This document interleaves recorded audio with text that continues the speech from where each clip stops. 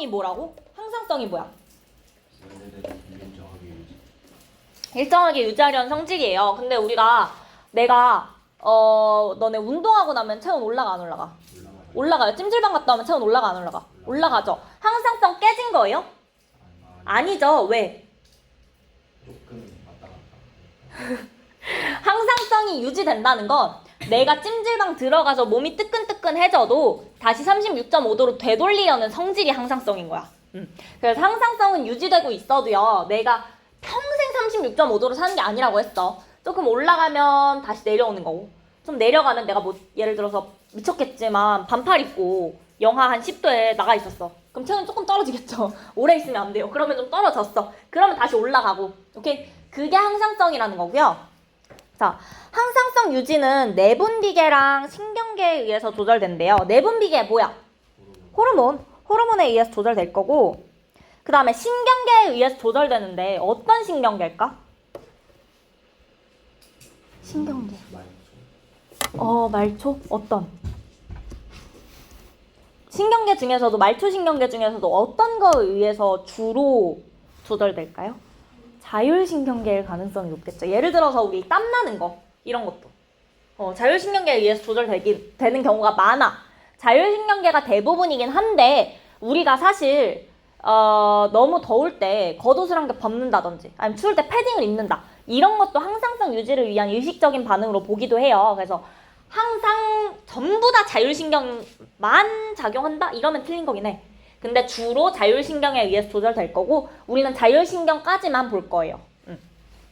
자, 그래서 밑에 보시면 체온 삼투압 등 내부 변화를 감지하고 자율신경이랑 호르몬 통해서 몸 상태를 일정하게 조절할 건데, 그래서 이거 조절하는 중추가 누구라고? 간내의 시상하부다. 오케이? 계속해서 나와요. 간내의 시상하부라고 기억해 주시면 돼요. 자, 그래서 우리가 이 항상성을 어떻게 조절하느냐 했을 때 두 가지 원리를 볼 거예요. 첫 번째는요, 음성 피드백이 있고요. 두 번째는요, 기량작용이 있어요. 그 중에 우리 기량작용은 알고 있어. 기량작용이 뭐야? 반대되는 작용. 자, 정확하게 한 기관에, 그러니까 우리 교감신경 생각하면 심장 생각했을 때 교감신경은 어떻게? 부교감신경은 억제. 그거죠. 한 기관에 두 개가 작용을 하는데 걔네가 각각 반대를 할 때 기량작용이라고 할 거예요. 인슐린이랑 글루카곤도 간에 작용하는데 거기서 반대된 역할을 하는 거죠. 그런 느낌인 거야. 그래서 우리가 기량작용은요, 최대한 할 수 있으면, 특히 서술형 하시는 학교는 웬만하면 좀 요런 거 잘 기억해 주세요.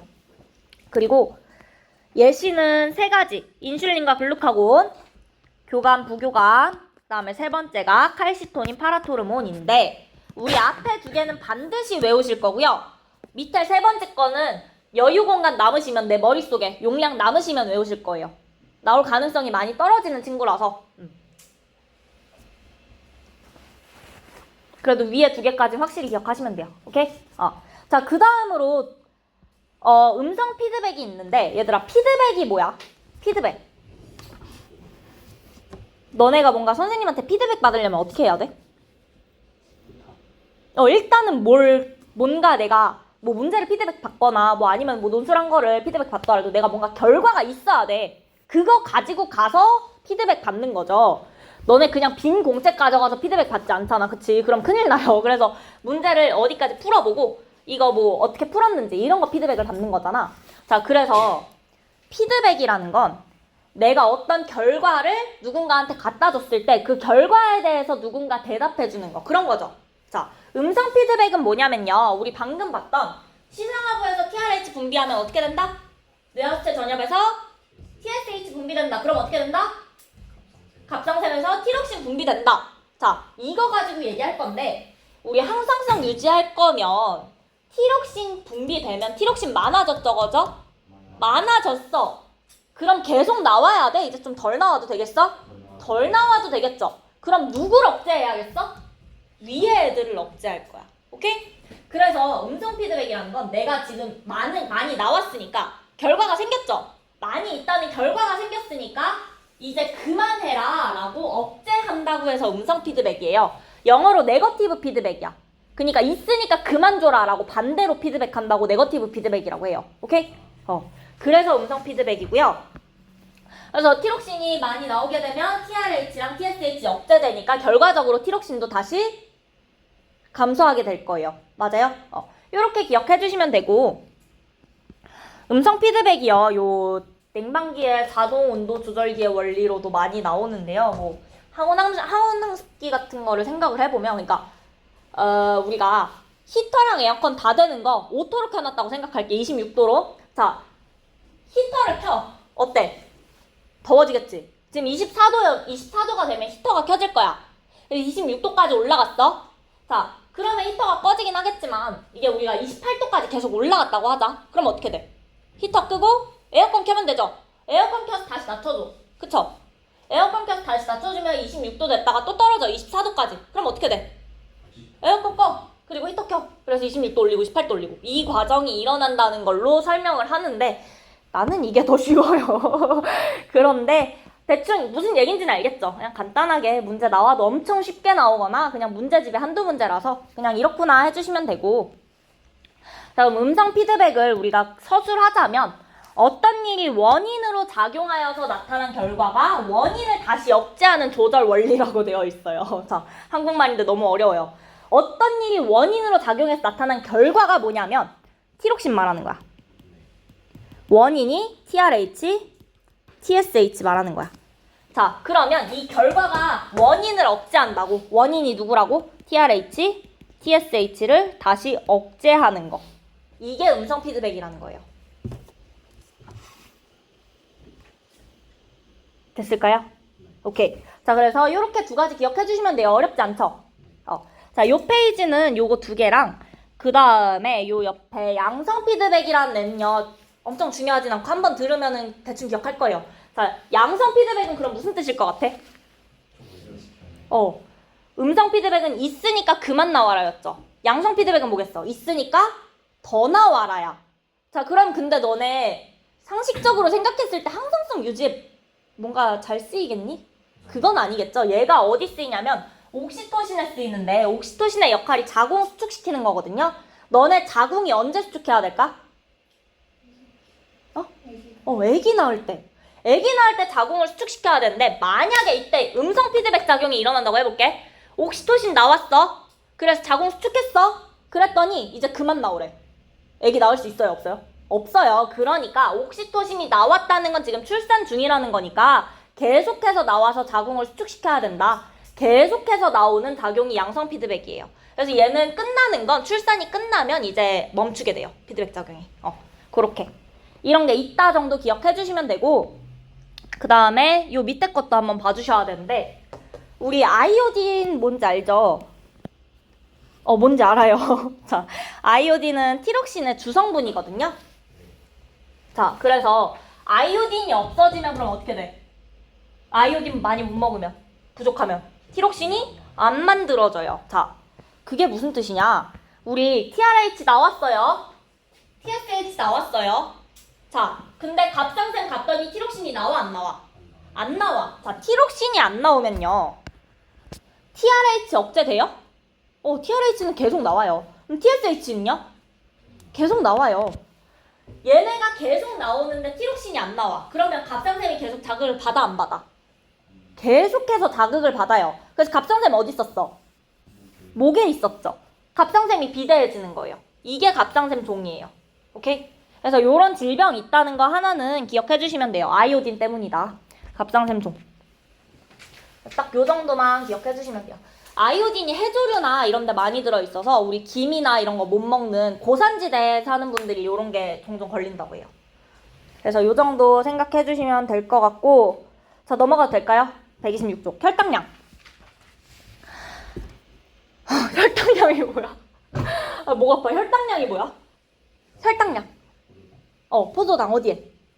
혈액 안에 포도당 농도예요. 자, 혈액 속의 포도당 농도가 혈당량이고요. 0.1%인지는 몰라도 돼요. 그냥 일정하게 유지될 건데, 혈당량 조절 누가 한다 그랬어? 호르몬. 인슐린, 또 글루카곤, 또 부신 속질에서 나오는? 아니야, 그건 겉질이고. 에피네프린. 당질코르티코인은 혈당량 증가하는 데 역할을 하는데 우리가 배우진 않을 거예요. 걔는 아예 조금 기전이 달라서.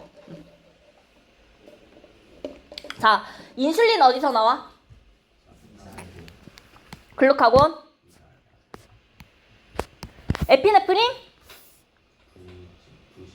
부신 속질. 그래서 인슐린이 하는 일은 혈당량 낮추는 거고 글루카곤, 에피네프린 혈당량 높일 거예요. 오케이? 됐어요? 자, 그럼 바로 밑에 그림으로 가보시면 자, 일단 정상 혈당량에서요. 밥 먹는 거랑 운동하는 걸로 나눴어요. 밥 먹으면 혈당량 올라 떨어져? 올라요. 그쵸? 혈당 스파이크 들어보셨죠? 혈당량 오르는 거지. 혈당량 올라. 그러면 뭐가 나와야겠어? 인슐린. 인슐린 어디서 나와요? 이자 베타 세포에서 인슐린 나왔어요. 자, 그럼 인슐린 역할이 뭐라고? 간에서 포도당을 글리코젠으로 합성하는 거. 이게 첫 번째고요. 그 다음 두 번째 뭐 있다고? 세포로 포도당 흡수 촉진할 거예요. 우리 온몸의 조직세포로. 조직세포로 포도당 흡수를 촉진할 건데 자, 이게 무슨 뜻이냐면 우리 혈당량이 뭐라고? 어디에 있는 포도당? 그럼 혈액 안에만 없으면 되잖아. 그래서 혈액 속의 포도당을요. 세포로 흡수하면 혈액 안에는 없어지지. 그거예요. 세포가 이제 세포 호흡할 때 쓸 수 있겠죠. 그 얘기하는 거고요. 그래서 일단 이 두 가지 역할 다 기억하셔야 돼요. 자, 그러면 이때 인슐린의 표적 기관은 뭐야? 간. 간이 표적 기관이고요. 온몸의 조직세포도 표적 세포가 될 거예요. 그쵸?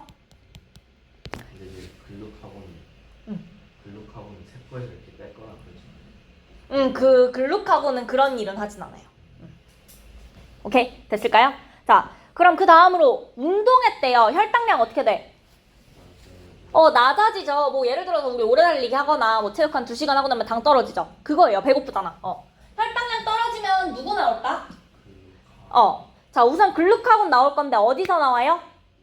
이자 알파 세포에서 나와요. 자, 이자 알파 세포에서 나온 글루카곤 뭐예요? 간에서 글리코젠을 포도당으로 바꿔요. 그럼 혈당량 어떻게 돼요? 올라가요. 자, 일단 요건 쉽죠? 자, 그 다음 두 번째로 보실 건 에피네프린도 나오는데 어디서 나와? 부신 속질에서 나오는데 독특한 게 있어요. 부신 속질을 누가 자극해요? 교감신경이 자극할 거예요. 얘는 자율신경에 의해서 조절돼요. 그래서 비교하셔야 되는 게 티록신은 누구 때문에 나온다고? 누가 자극해서? TSH라는 호르몬이 자극해서 나와. 근데 에피네프린은 누가 자극해서 나와? 신경이 자극해서 나와요.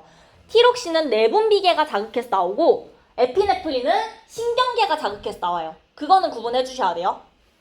자, 그래서 일단 여기 교감신경이라는 거 중요하니까 꼭 기억해 주세요. 자, 그래서 하는 일은 똑같아요. 간에서 글리코젠을 포도당으로 전환시켜서 혈당량 증가시킨다. 요 페이지는 여기는 안 어려워. 할 수 있죠? 자, 그러면 추가적으로 하나만 더 생각하면 옆에 있는 이 친구인데 자율신경에 의한 인슐린과 글루카곤. 자, 인슐린은요. 교감신경에 의해서 활성화될까요? 부교감신경에 의해서 활성화될까요? 인슐린. 자, 우리 인슐린은 언제 나온다고? 주로? 혈당량이 높아졌을 때니까 예를 들어서 밥 먹고 나면 너네 밥 먹고 나면 소화시켜야 돼? 안 시켜야 돼? 소화시키려면 어떤 신경이야? 그거 연결하셔서 인슐린도 부교감신경으로. 그쵸? 자, 그 다음에 글루카곤은요. 혈당량 높이는 친구죠. 이 친구는 교감신경으로 운동할 때. 그리고 사실 이 에피네프린 교감신경에 의해서 활성화된다고 했죠. 요거랑 연결하셔서 에피네프린, 글루카곤 다 교감이고 인슐린은 부교감이다 외우셔도 되고요. 그거 아니면 요렇게도 외운대요. 교감이랑 글루카곤 글자 합치면 6글자죠. 부교감이랑 인슐린 글자 합쳐도 6글자래. 요렇게도 외운대요. 어떤 방식으로든 외우기만 하세요. 외우긴 하셔야 돼요. 오케이? 자, 그러면 내용은 안 어렵죠? 됐을까요? 내용 넘어가도 될까요? 요 이자섬에 대한 내용은 학교에서 하시면 간단하게 보시면 돼요. 그냥 그 호르몬 분비한 내분비샘 모여있는 데가 이렇게 이자 안에서 이렇게 섬처럼 이렇게 둥둥 떠 있다고 이자섬이라고 해요. 자, 그 다음에 나오는 페이지에는 이제 그래프가 좀 나오는데 요 단원 자체가 그래프가 문제야. 내용은 안 어려워. 그래프가 문제인데요. 다행히 이 그래프는 제일 쉬워요. 제일 쉬워. 자, 이때 0에서 밥을 먹었어. 포도당 어떻게 돼? 올라가. 자, 포도당 올라갔다는 거 지금 혈액 속의 포도당 농도거든요. 혈당량 증가했으면 인슐린은 글루카곤은 떨어지면 되죠. 자, 그 다음에 인슐린 나왔으니까 포도당 농도 어떻게 돼? 떨어져요. 자, 인슐린 농도, 포도당 농도 떨어졌으니까 인슐린도 같이 떨어지기 시작하면 되겠죠. 자, 근데 문제에서 나올 때는요, 이 그래프는 대부분 이렇게 물어봐요. 이렇게 해놓고 지우고 파란 게 인슐린이니 분홍색이 인슐린이니 이거 정도 물어봐요.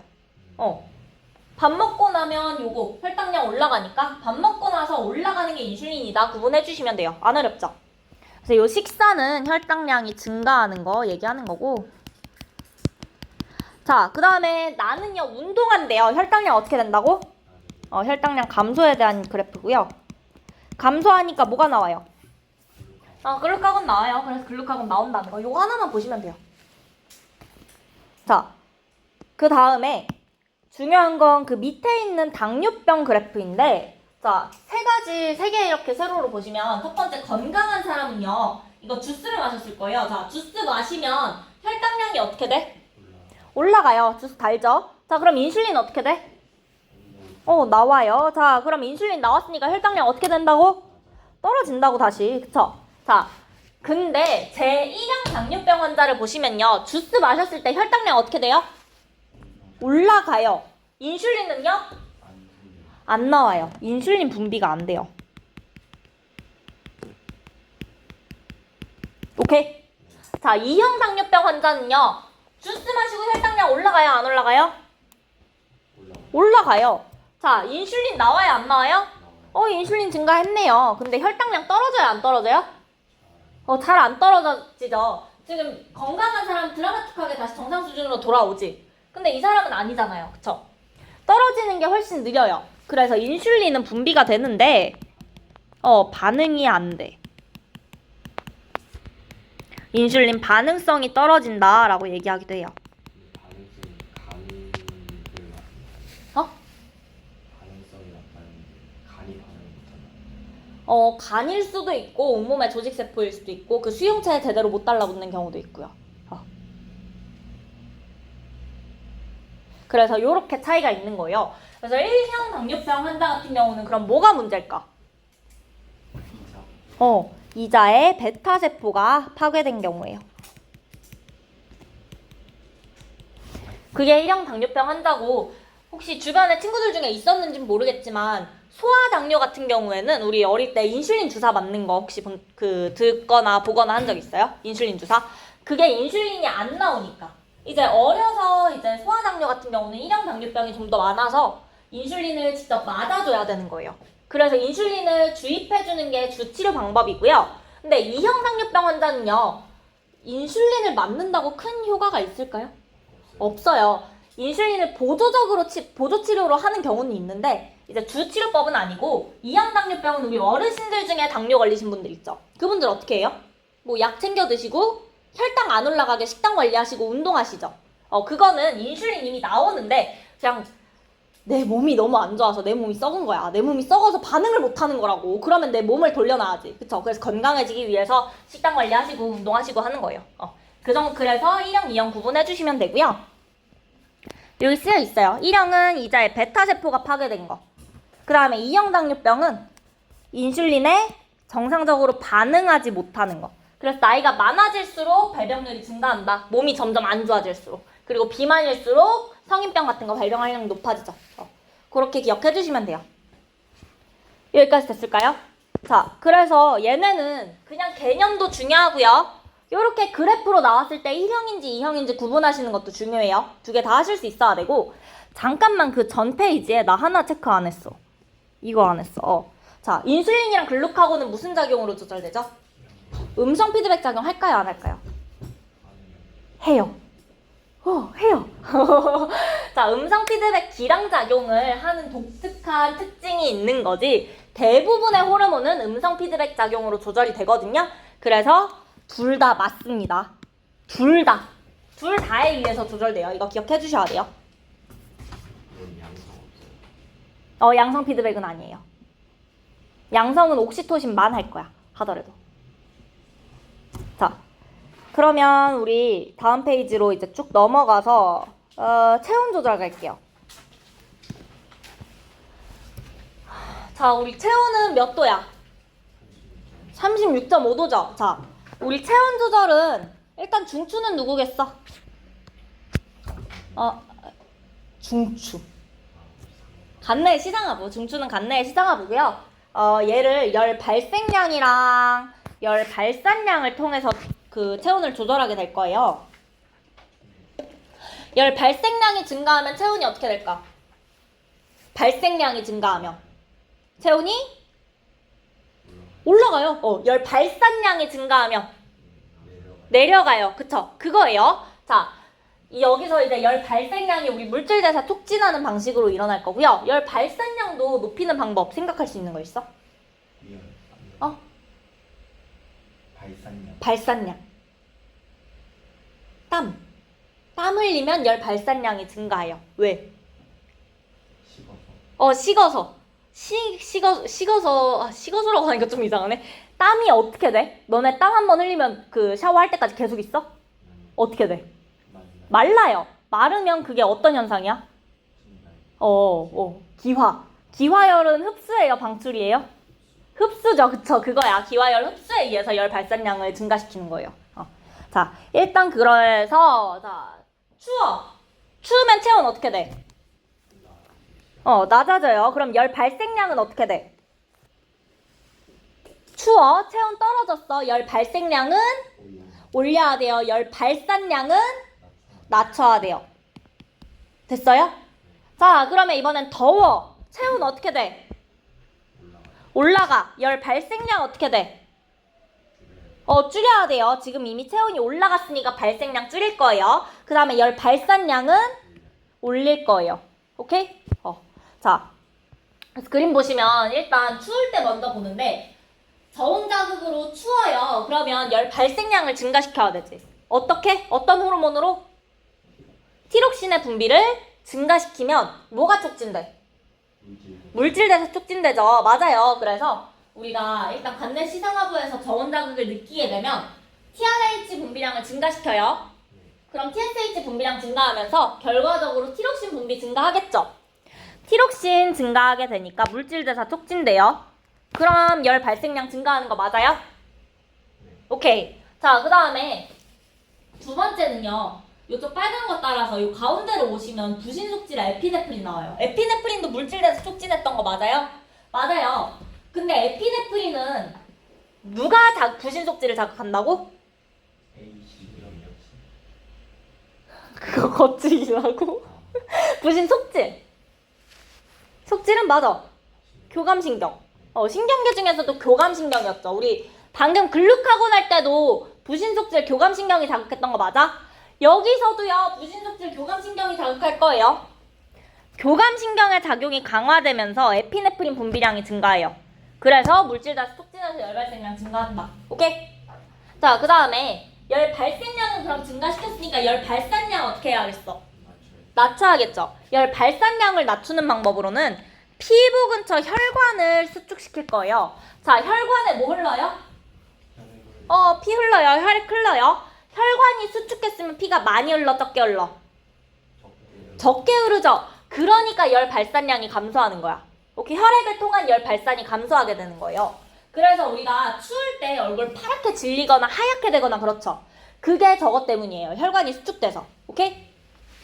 그래서 이거 누구 때문에 그렇다? 교감신경 때문에. 교감신경의 작용이 강화돼서 그렇다. 됐을까요?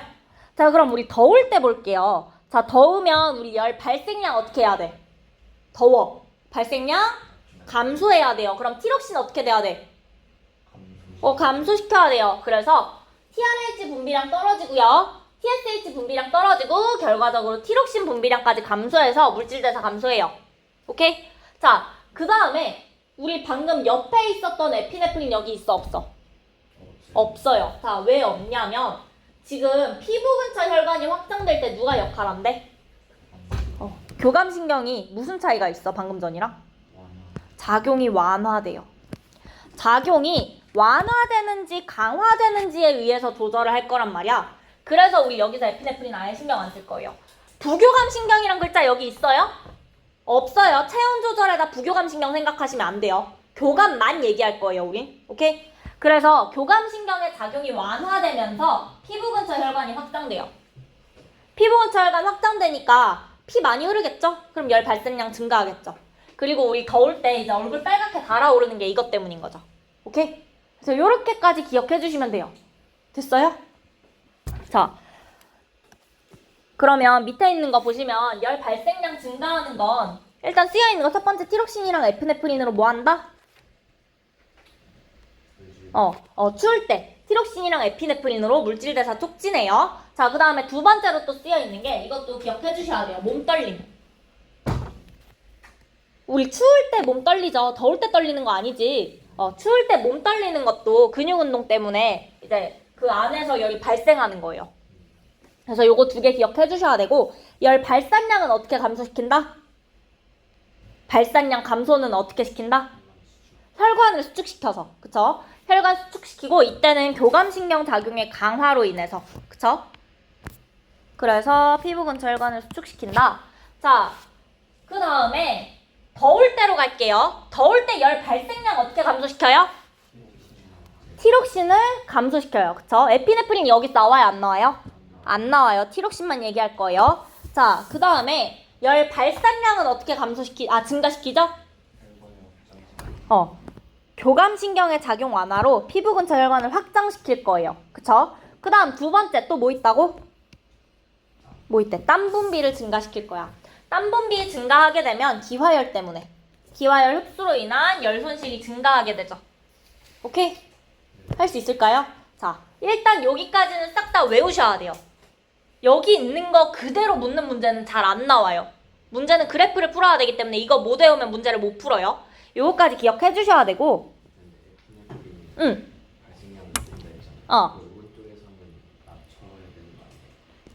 오른쪽에서는 에피네프린이, 물론 에피네프린도 분비량이 감소하면서 물질대사 감소하긴 하겠죠. 근데 여기서 우리가 조금 더 자세하게 보는 건 에피네프린의 역할이 물질대사 촉진하는 거니까 여기서 촉진한 것까지만. 왜냐면 교감신경 작용이 강화되면서 얘가 증가한 거잖아. 근데 여기서는 교감신경 작용 자체가 약해졌으니까 이쪽 영향을 무시할 수 있는 거지. 오케이.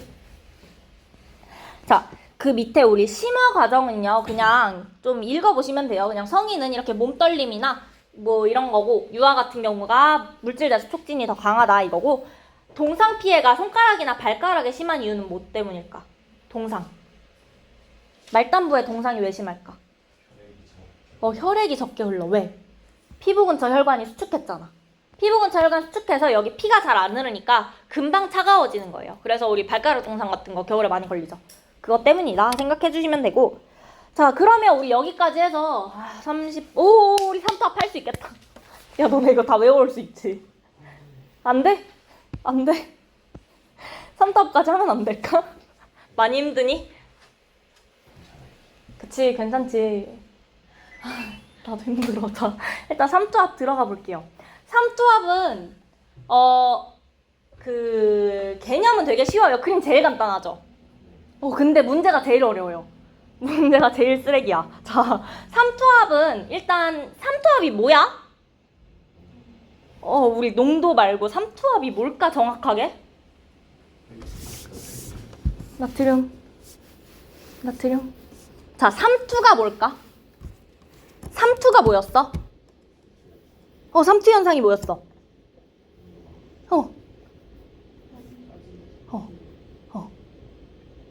낮은 데서 높은 데로 물이 이동하는 거. 그게 삼투였어요. 자, 삼투라는 건 용질이 이동하는 게 아니라 용매가 이동하는 현상이야. 그러니까 농도를 맞춰주려면 저농도에서 고농도로 물이 이동해야지 고농도가 희석되겠죠. 그게 삼투지. 그 삼투 현상이 일어날 때는 주로 이렇게 반투과성 막을 통과해서 일어나게 돼요. 용질이 통과할 수 없는 세포막 같은 거, 그쵸? 그래서 그때 일어나는 그 반투과성 막에 가해지는 압력, 그게 삼투압이야. 근데 우리가 그걸 항상 생각하면서 생명과학 할래요?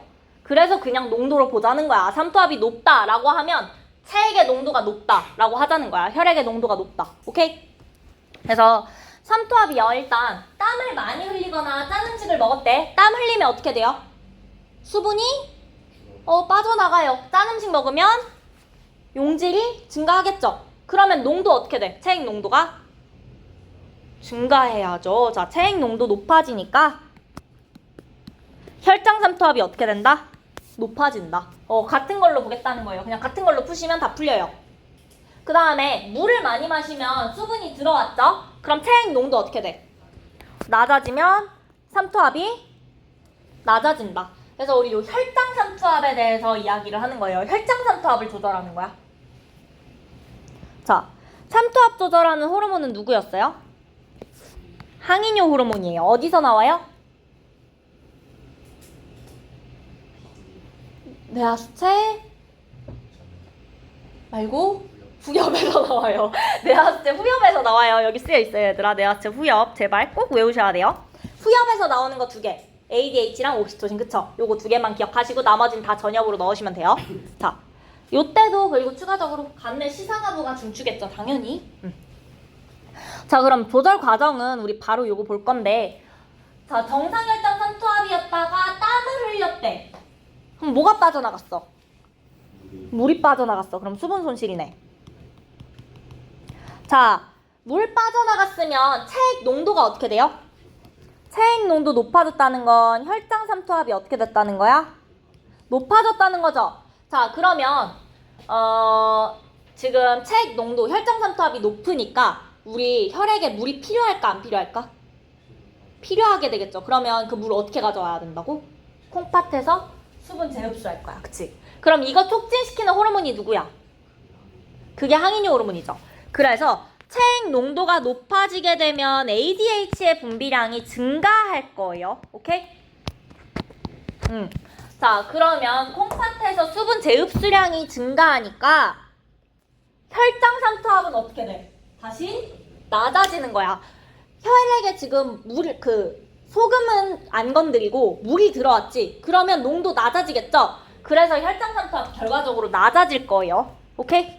그래서 정상 혈장 삼투압으로 돌아오는 거야. 안 어렵죠? 할 수 있겠어요? 자, 그러면 반대로 우리 혈장 삼투압이 낮아졌어. 혈장 삼투압이 낮아지는 건 뭐 물을 많이 마셨대요. 자, 물 많이 마시면 수분 들어오니까 체액 농도가 어떻게 될까? 낮아져요. 그러면 혈장 삼투압 낮아지겠죠? 자, 그러면 ADH 분비가 어떻게 되면 돼? 줄어들면 돼요. 오케이? 자, ADH 분비량 줄면 콩팥에서 수분 재흡수량 어떻게 돼?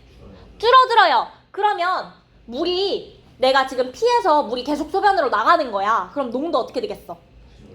그럼 혈장 삼투압 어떻게 된다?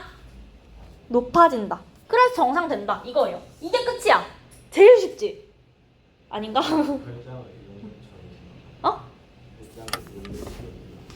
혈장, 그쵸. 혈장이 액체 성분이잖아. 그러니까 용매로 생각하시면 돼요. 오케이? 혈장의 주성분이 물이니까. 자, 그래서 요거 기억해 주시면 되는데, 그 밑에 쓰여 있는 거는 이거 다시 한번 말로 써놓은 거거든요? 읽으시면 되는데, 피곤해. 자, 우리가 요 삼투압 조절, 요 그래프 먼저 볼게요.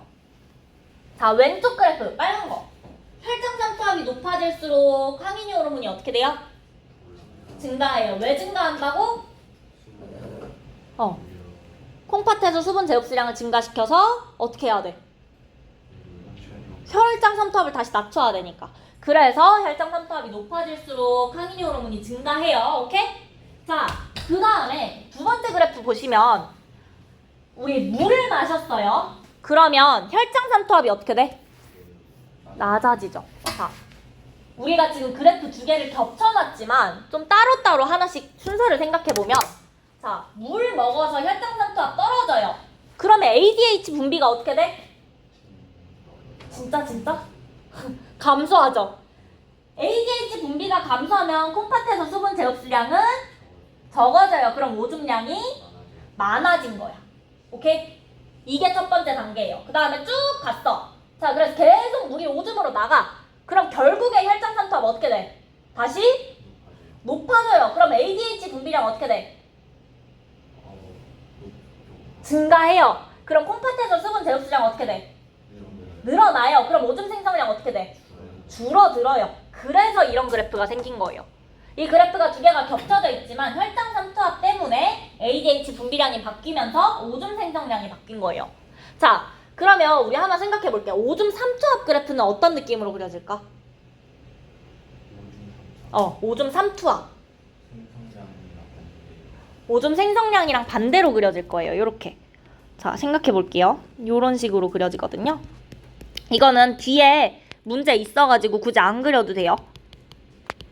자, 오줌 삼투압 그래프 요런 식으로 그려지는데 혈당 삼투압 낮아졌지. ADH 분비가 어떻게 된다고?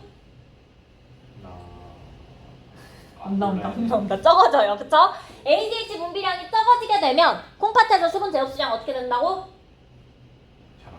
잘 안 돼요. 그러면 오줌 농도가 어떻게 되겠어? 오줌에 물이 많은 거야, 적은 거야? ADH 분비가 줄어들었으면 많은 거죠.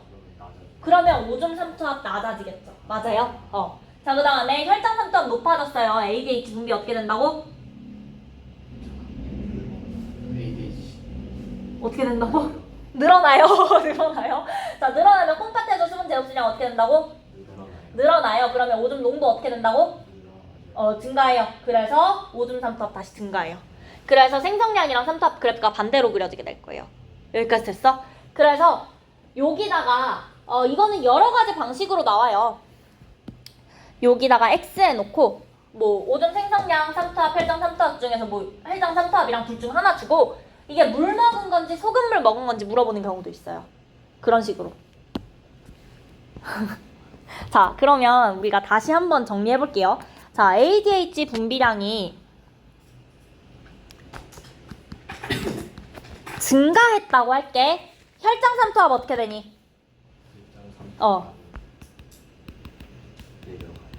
왜?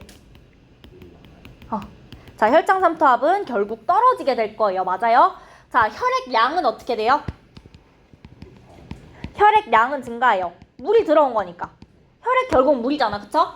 자, 그 다음에 혹시나 추가적으로 혈압도 증가해요. ADH는 혈압 높이는 역할도 할 거고 혈액량에도 좀 영향을 받아요. 자, 그 다음에 두 번째로 ADH가 증가하면 오줌 삼투압은 어떻게 돼? 다시 생각해 보세요.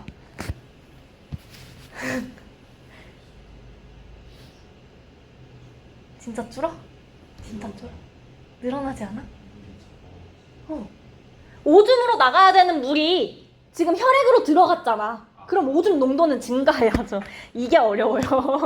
이 파트가 개념은 정말 쉽고 하나하나 생각하면 아 그런가 보다 싶은데 이게 안 돼. 이게. 그 다음에 오줌 양은 어떻게 돼? 줄어요. 그래서 여러분이 이걸 헷갈리는 걸 아니까 문제는 어떻게 되겠어요? ADH 증가하면 혈액량 어떻게 되니? 만딱 물어보는 거야. 그러면은 이제 너네가 이거를 제대로 외워놨느냐, 제대로 알고 있느냐에 따라서 문제 푸는 속도가 달라지겠죠. 그래서 요거 잘 기억해 주시고 반대로 ADH 분비량이 줄어들면 이거 다 뒤집으면 되겠죠? 자, 근데 내가 지금 이렇게 4개 써줬잖아. 혈압 일단 놔주시까 혈압 높아지겠니, 낮아지겠니? 혈액량 많아졌으니까. 높아져요. 일단은 우리 요거 4개 기억하시면 되는데 자, 넷 중에 사실 하나만 기억해 놓으면 얘네 둘이도 서로 반대고요. 얘네 둘이도 서로 반대거든요. 넷 중에 하나만 잘 기억해서 위아래 그냥 엇갈려서 기억하셔도 돼요. 정 안 되면 이거 써놓는 게 빠를 수도 있어. 헷갈리지 말고, 오케이? 그래서 요거까지 기억해 주시면 돼요. 그러면 우리 호르몬 다 함. 나 이거 다 할 줄 몰랐어. 일단은 우리 132쪽 가볼까?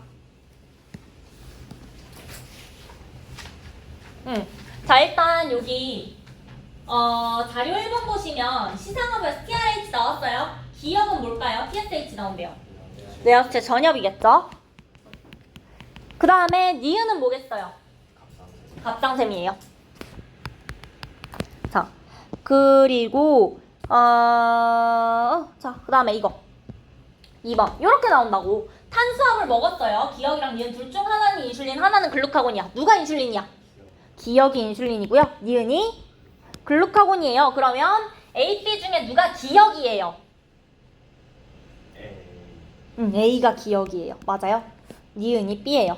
이렇게 물어볼 거예요. 요거 풀 수 있으면 되고 그 다음에 3번 체온 조절 과정. 자, 이거는 간은요 하나는 따뜻한 물 들어갔고 하나는 차가운 물 들어갔대. 언제가 따뜻한 물 들어간 거야? 기억이 뜨거운 물 들어간 거죠. 따뜻한 물. 그래서 이거는 고온. 그 다음에 니은이 차가운 물 들어간 거예요. 자, 그러면 A랑 B 중에 하나는 열 발생량이고 하나는 열 발산량이야. 누가 열 발생량이야? 발생량. 파란 게 열 발생량이야. 왜? 저온일 때 증가하죠. 그 다음에 A는 그럼 뭐예요? 열 발산량이에요. 그래서 얘가 열 발생량, 얘가 열 발산량이 되고요. 여기 문제에서는 사실 잘 읽어보면 땀 분비량이랑 열 발생량 되어 있어요. 땀 분비량이 열 발산량이죠. 이렇게 풀어주시면 돼요. 됐을까? 자, 그 다음에 마지막으로 자료 4번 보시면 X가 뭐겠어? 혈장 삼투압 있으니까. 증가할수록 증가하는 거. 혈장 삼투압이 높아질수록 높아지는 호르몬이 누구야? 삼투압하면 ADH밖에 없잖아. ADH예요. 그쵸? 자, ADH인데 자, 물 먹었대요. 자, 이거 그러면 혈장이랑 오줌에 삼투압이니 오줌 양이랑 혈액 양이니? 오줌 삼투압이랑 혈장 삼투압인 거예요. 맞아요? 자, 그랬을 때 우리 2번 문제 보시면 구간 1번이랑 2번 중에 호르몬 X, 그러니까 ADH 분비량이 더 많은 구간이 어딜까?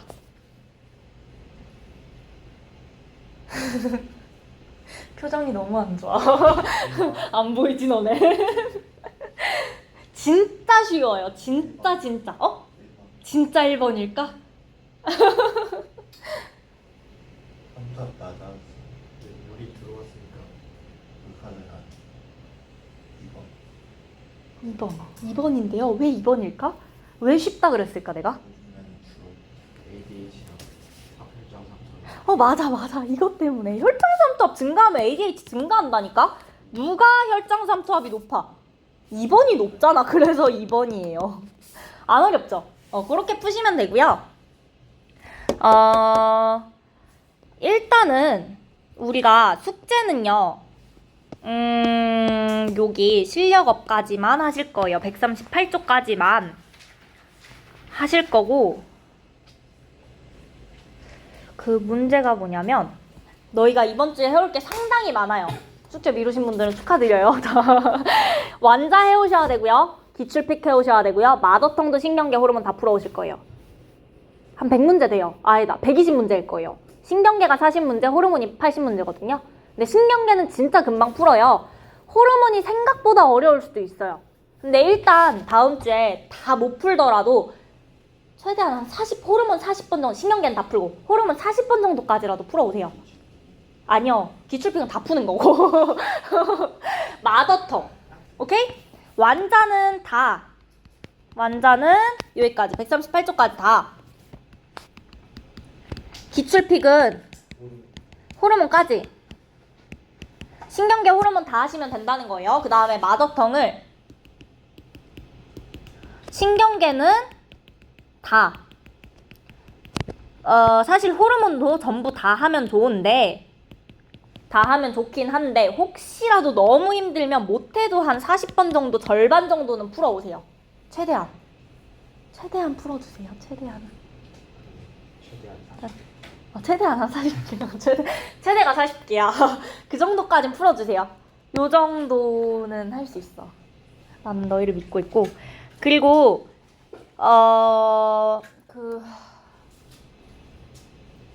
내가 사실 추가로 프린트를 해놓은 게 있는데 줄 필요가 없다는 표정이라서 다음 주에 드릴게요. 오케이? 다음 주에 줄 거고,